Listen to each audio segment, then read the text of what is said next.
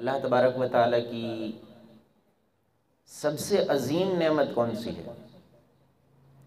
رسول اللہ صلی اللہ تعالیٰ علیہ وسلم کے بعد، ایمان کے بعد جو سب سے عظیم نعمت ہے اللہ رب العالمین کی، وہ وقت ہے، جس کی ہمیں بالکل قدر نہیں ہے۔ وقت کی قدر کرنا سیکھو میرے بیٹے، وقت کی اہمیت کو مد نظر رکھو۔ یہ آپ کی جیب میں جو پیسے ہیں نا، آپ کے پاس جو روپے ہیں، ان سے زیادہ قیمتی اپنے وقت کو سمجھو۔ اور جس دن آپ کو اپنے وقت کی قیمت، آپ کو اپنے وقت کی قدر کا احساس ہو گیا، اس دن آپ کے لیے کامیابی سے کوئی چیز رکاوٹ نہیں ہوگی، آپ کو کامیاب ہونے سے کوئی چیز نہیں روک سکتی۔ وقت کی اہمیت کو سمجھیے۔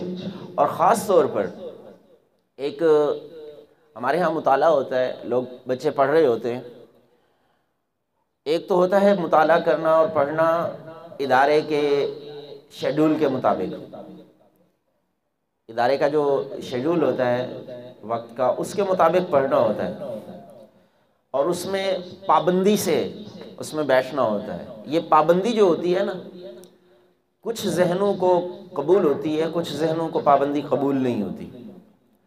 تو وہ پابندی سے بیٹھے تو ہوتے ہیں، ایسے ذہنوں والے جن کو وہ پابندی قبول نہیں ہوتی، وہ اس مطالعے میں بیٹھے ہوتے ہیں، بظاہر کتاب بھی کھولی ہوتی ہے، بظاہر پڑھ بھی رہے ہوتے ہیں، بظاہر ان کو سبق بھی یاد ہو جاتا ہے، بظاہر وہ سبق سنا بھی لیتے ہیں، لیکن علم کچھ نہیں ملتا ان کو۔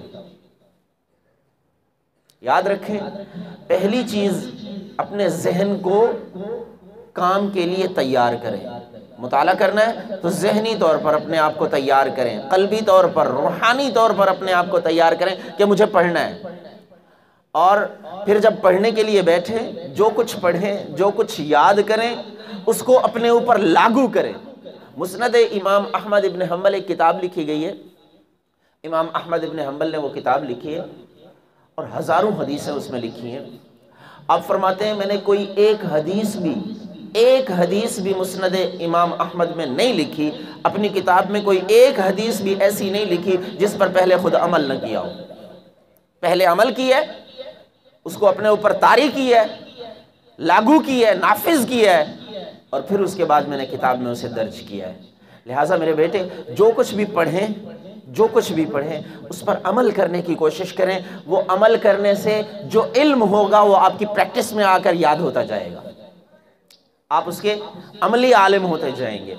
اور ایک اہم بات وقت کے حوالے سے میں نے آپ سے کرنی تھی کہ میرے بیٹے، یہ جو آپ کی لائف ہے، آپ کی زندگی ہے، جیسے میں نے بتایا کہ ہر مدرسے کا، ہر اسکول کا ایک اپنا شیڈول ہوتا ہے، اس کے مطابق اسٹڈی کرنی ہوتی ہے، مطالعہ کرنا ہوتا ہے، پڑھنا ہوتا ہے، لیکن ایک اپنا پرسنل شیڈول ہوتا ہے بندے کا، جسے پرائم ٹائم کہا جاتا ہے۔ پرائم ٹائم ہر بندے کے لیے اپنا ہوتا ہے، جس میں اس کا ذہن پڑھنے کے لیے تیار ہوتا ہے۔ وہ وقت خاص ہر بندے کا اپنا ہوتا ہے، پرسنل ٹائم ہوتا ہے۔ اس خاص وقت میں اس کا مائنڈ، اس کا دل، اس کی روح اور اس کا جسم اس پڑھائی کے لیے مکمل طور پر تیار ہوتا ہے۔ آپ اپنے پرائم ٹائم کو ڈھونڈیے، آپ کے لیے وہ وقت کون سا ہے جس میں آپ کا دل دماغ پڑھنے کے لیے تیار ہو، اور جو کچھ پڑھیں وہ ازبر ہوتا چلا جائے۔ ایسا وقت آپ کے لیے کون سا ہے، وہ ٹائم ڈھونڈیے، اس کو تھوڑی سی توجہ کریں گے، تھوڑا سا تجسس کریں گے، تھوڑی سی تفتیش کریں گے، اپنے ٹائم کو مینجمنٹ میں لا کر، اس کو مینج کر کے، اس کو شیڈول میں لا کر کے، اور پھر پرکھیں کہ کون سے ٹائم میں نے کون سی چیز پڑھی اور مجھے یاد ہو گئی۔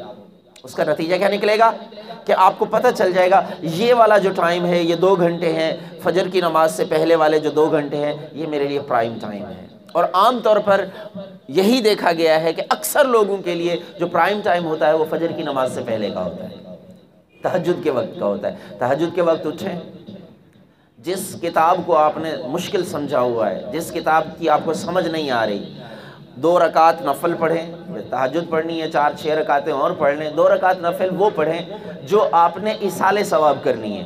اس مصنف، وہ جو کتاب کے رائٹر ہیں، ان کی روح کو ایصال ثواب کیجئے، پھر کتاب کھول کے بیٹھیے، دیکھیے اللہ تعالیٰ آپ کے لیے راہیں کیسے آسان فرماتا ہے، وہ علم کی راہیں آپ کے لیے آسان ہوتی چلی